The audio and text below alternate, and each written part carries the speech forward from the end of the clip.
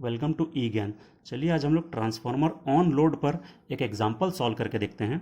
देखिए इस प्रॉब्लम का स्टेटमेंट क्या है, वो पढ़ लें। A single phase transformer with ratio of 440/110 volt takes a no load current of 5 ampere at 0.2 power factor lagging. If the secondary supplies a current of 120 ampere at a power factor of 0.8 lagging, estimate the current taken by the primary. इसका मतलब क्या है कि इस question में क्या दिया हुआ है, एक बार देख ले ध्यान से। तो सिंगल फेस ट्रांसफार्मर है जिसका रेशियो 440/110 वोल्ट का है। नो लोड के कंडीशन में ये करंट लेता है 5 एम्पियर का, मतलब इसका जो नो लोड करंट है वो है 5 एम्पियर और पावर फैक्टर है 0.2 लैगिंग। तो नो लोड के कंडीशन में करंट की वैल्यू दी है और नो लोड के कंडीशन में पावर फैक्टर दिया हुआ है। जब यहाँ पे लिखा है इफ, तो if secondary supplies a current of 120 ampere at a power factor of 0.8 lagging, मतलब कि जब सेकेंडरी 120 एम्पियर का करंट 0.8 पावर फैक्टर लैगिंग पे सप्लाई करता है, उस कंडीशन में एस्टिमेट करना है current taken by the primary. ठीक है, ये क्वेश्चन हो गया। तो नो लोड की कंडीशन में कुछ करंट और पावर फैक्टर दिया है और लोड की कंडीशन में सेकेंडरी का करंट और पावर फैक्टर दिया है, और इस पर्टिकुलर कंडीशन में हमको प्राइमरी का करंट फाइंड करना है। इसका मतलब हमको फाइंड करना है I1 की वैल्यू। ठीक है, क्या क्या दिया हुआ था एक बार फिर देख लें। तो ये था रेशियो 440/110, तो हमने लिख लिया given ratio is equal to this. उसके बाद दिया हुआ था कि नो लोड करंट 5 एम्पियर है, तो नो लोड करंट को अपन I0 से शो करते हैं, उसकी वैल्यू है 5 एम्पियर, और नो लोड का पावर फैक्टर है 0.2, तो हमने लिख लिया cos 5 मतलब नो लोड की कंडीशन का power factor is equal to 0.2 lagging है। यदि cos 5 is equal to 0.2 lagging है तो यहीं से अपन 5 भी कैलकुलेट कर लें। अपन cos इनवर्स 0.2 करेंगे तो 5 आ जाएगा और उसकी वैल्यू आ रही है 78.463। ठीक है, तो ये आ गया हमारा 50 की वैल्यू यहीं से आगे। उसके बाद दिया है कि if the secondary supplies a current of 120 ampere, मतलब सेकेंडरी का जो करंट है वो 120 एम्पियर है, तो हमने लिख लिया I2 is equal to 120 ampere और पावर फैक्टर ऑफ 0.8 लैगिंग, तो इसका मतलब है cos 5 is equal to 0.8 lagging, क्योंकि ये सेकेंडरी का पावर फैक्टर है। तो यहीं से अपन लोग निकाल लें 5 की वैल्यू। तो जब हम cos इनवर्स 0.8 करेंगे तो 5 आ जाएगा 36.869। तो ये हो गया हमारा 5 की वैल्यू। तो हमने 50 भी निकाल लिया, 5 भी हमने कैलकुलेट कर लिया है। तो जब नो लोड की कंडीशन है तब इस ट्रांसफार्मर की प्राइमरी में से फ्लो होने वाला करंट I0 है, यहां पर कोई लोड नहीं लगा है। और जब हम यहां पर एक लोड लगाते हैं जिसमें से 120 एम्पियर का करंट फ्लो होता है इतने पावर फैक्टर पे, तब यहां से कितना करंट फ्लो होगा वो निकालना पड़ेगा। तो जब यहां से कोई करंट फ्लो होता है I2, तो उसको नलीफाई करने के लिए यहां से एक करंट और फ्लो होता है और उसका हम नोटेशन देते हैं I2 डैश। तो अब टोटल करंट कितना हो गया प्राइमरी में से, तो ये प्राइमरी का करंट हो गया I1 is equal to I0 plus I2 dash. तो जब लोड में से करंट फ्लो होता है तो उस समय I1 की वैल्यू हो जाती है I0 प्लस I2 डैश, और ये सारी फेजर क्वांटिटीज होती है। ये हमारा बेसिक फार्मूला रहेगा प्राइमरी के करंट को फाइंड करने के लिए। ठीक है, तो यहां से जो फ्लो होने वाला करंट रहेगा I0, वो रहेगा I1 जो रहेगा वो I1 is equal to I0 plus I2 dash रहेगा। ये हो गया हमारा फॉर्मूला। ठीक है, तो हमको पहले जरूरत पड़ेगी I2 डैश की, क्योंकि I0 तो हमको ऑलरेडी दिया हुआ है क्वेश्चन में। ठीक है, तो I2 डैश कैसे निकलता है एक बार देख ले अपन लोग। I2 डैश जो होता है वो इसी I2 को नलीफाई करने वाला इफेक्ट होता है। कैसे निकालते हैं अपन उसको, तो उसका फॉर्मूला होता है I2 dash is equal to N2 I2 divided by N1। ठीक है, तो हमको पुट करना है N2/N1 की वैल्यू, और I2 की वैल्यू तो हमको क्वेश्चन में दी है 120 एम्पियर। अब N2/N1 कैसे निकालेंगे, तो देखिए हमको रेशियो दिया है 440/110 वोल्ट, और हम जानते हैं ट्रांसफार्मर के केस में ऑलरेडी हमको पता है कि N1/N2 is equal to V1/V2 होता है। ठीक है, और V1/V2 कितना दिया है 440/110, तो ये दिया है 440/110। ठीक है, तो N2/N1 कितना होगा, तो N2/N1 हो जाएगा 110/440।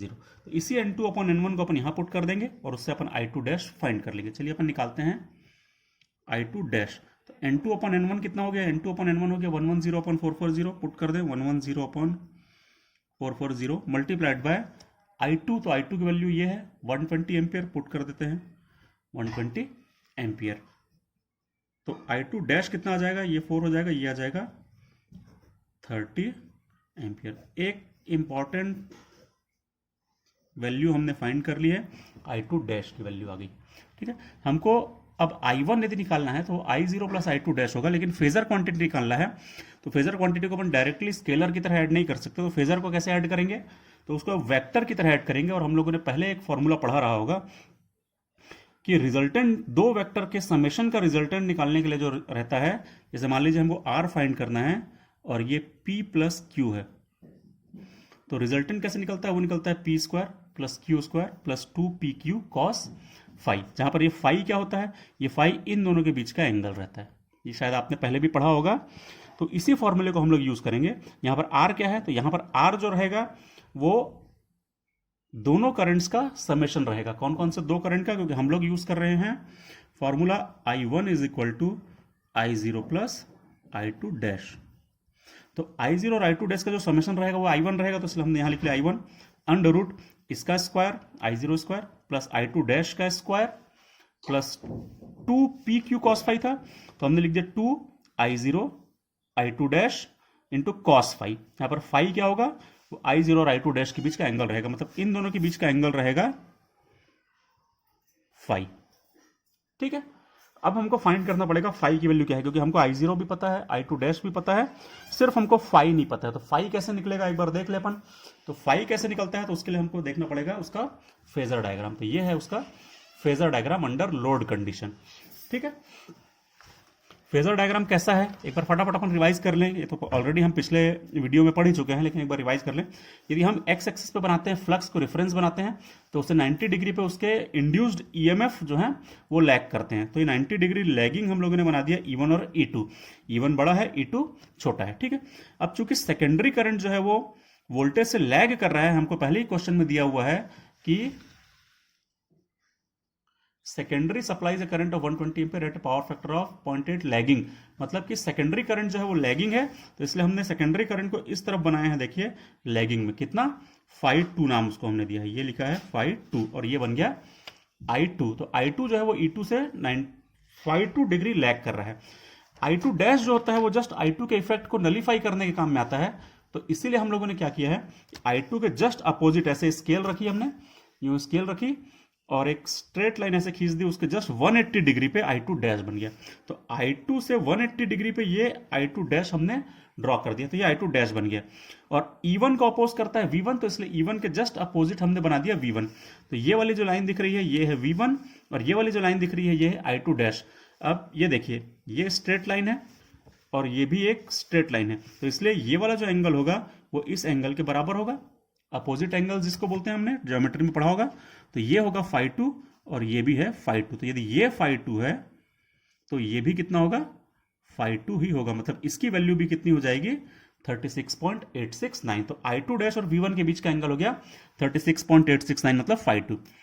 हम जानते हैं कि नो लोड करंट जो होता है वो होता है I0 और वो जो होता है वो V1 से ये एंगल phi0 पे लैग करता है। ये भी क्वेश्चन में दिया हुआ है कि नो लोड का जो पावर फैक्टर है ये 5 ampere at 0.2 power factor lagging है, तो नो लोड का करंट जो है वो 0.2 पावर फैक्टर लैगिंग पे है, मतलब उसका जो लैगिंग का एंगल है वो phi0 है और वो ये हमने बना दिया यहाँ पर phi0। ये दिख रहा होगा आप लोगों को।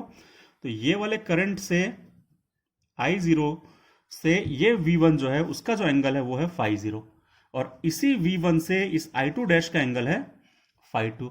हमको जरूरत किसके किसके बीच के एंगल थी, एंगल की जरूरत किसके किसके बीच की थी, तो ये देखिए हमको जरूरत थी I0 और I2 डैश के बीच का एंगल हमको निकालना था, तभी हम उसको इस फॉर्मूले में पुट कर पाएंगे, क्योंकि ये जो फाई होता है ये कौन सा एंगल रहता है, ये I0 और I2 डैश के बीच का एंगल रहता है।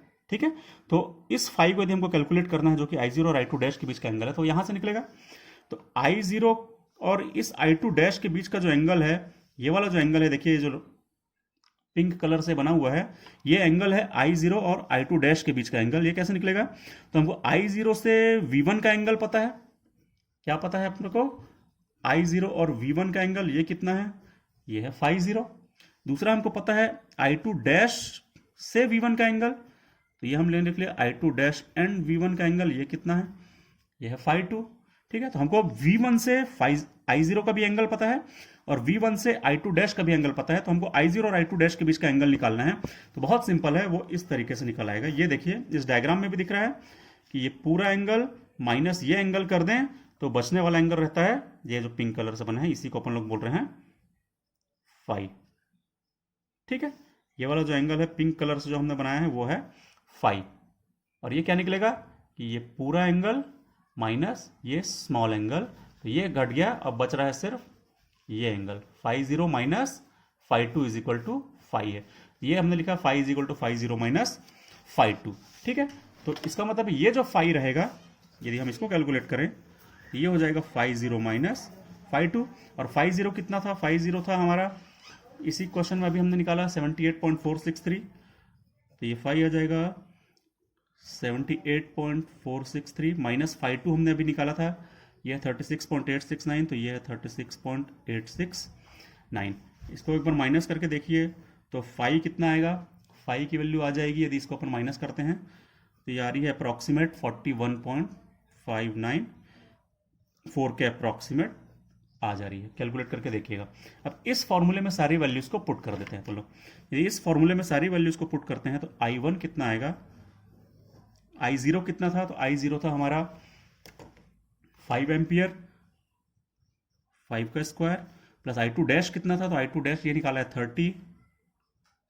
30 का स्क्वायर, प्लस 2 इंटू I0 है मतलब 5 इंटू I2 डैश है मतलब 30 इंटू कॉस फाई है, कॉस फाई की वैल्यू निकाली हमने ये 41.594। इसको कैलकुलेट करिए, इसको जब कैलकुलेट करके देखेंगे तो अप्रॉक्सीमेट जो वैल्यू आ रही है आप एक बार कैलकुलेट करके देखिए, लगभग 33.92 एम्पियर के आसपास आएगी, किसी किसी का 34 भी आ सकता है। ठीक है, तो ये हो गया अपना I1 की वैल्यू 33.92 एम्पियर। और हमसे क्वेश्चन में पूछा क्या गया था, हमसे क्वेश्चन में पूछा गया था estimate the current taken by the primary. हमसे क्वेश्चन पूछा गया था estimate the current taken by the primary, और ये लास्ट में हम लोगों ने जो एंड में निकाला ये भी निकाला है I1, है ना, मतलब ये current taken by the primary. तो ये हो गया अपना आंसर। ठीक है, थैंक यू।